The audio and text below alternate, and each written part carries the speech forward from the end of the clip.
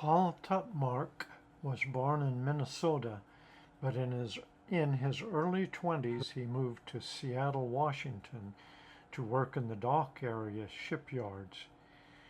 He became known as a tenor singer and a performer and teacher of the lap steel guitar.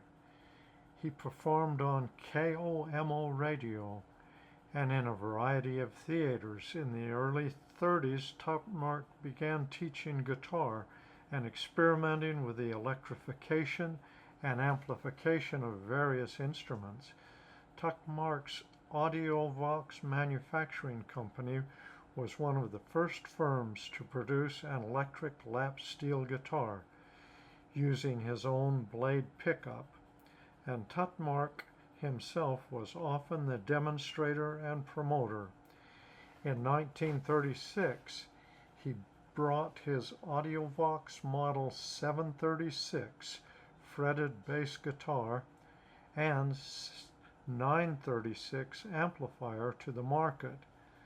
That was 15 years before the far more famous Fender P-Bass was introduced by Leo Fender.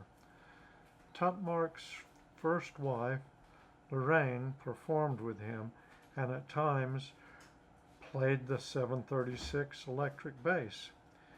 His second wife and former student, Bonnie Buckingham, known as Bonnie Guitar, also performed together with him, and she later pursued her own music career.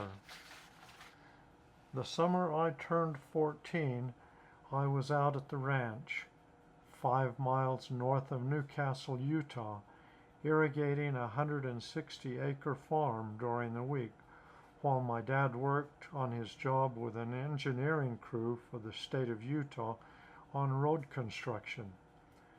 I had spare time between irrigation turns, and I decided to build an electric bass guitar.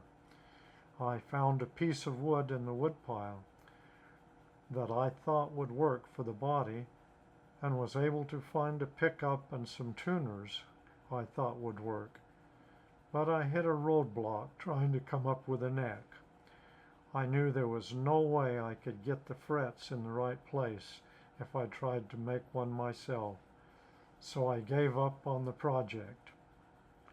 Now, 65 years later, after learning about Paul Tutmark's 736 bass guitar, I decided to try again. Back to the woodpile for wood for the body. I glued 2 pieces together and ran them through the planer.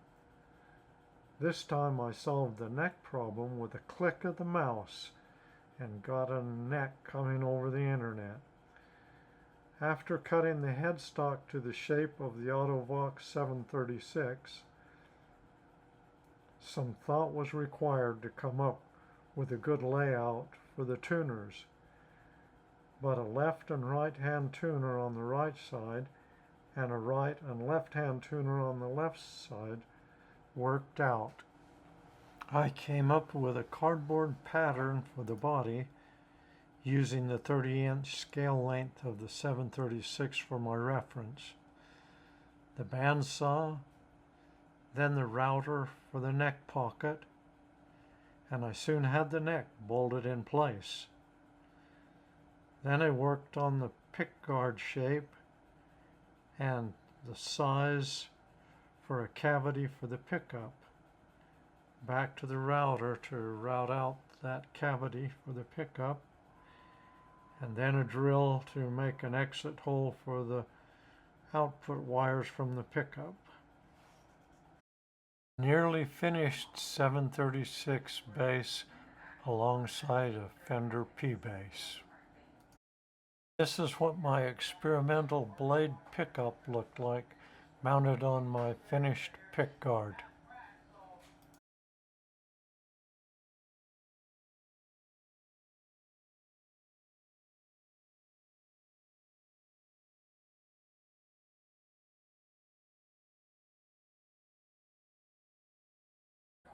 It was time for the first public appearance of my tribute to the audiovox 736 bass guitar.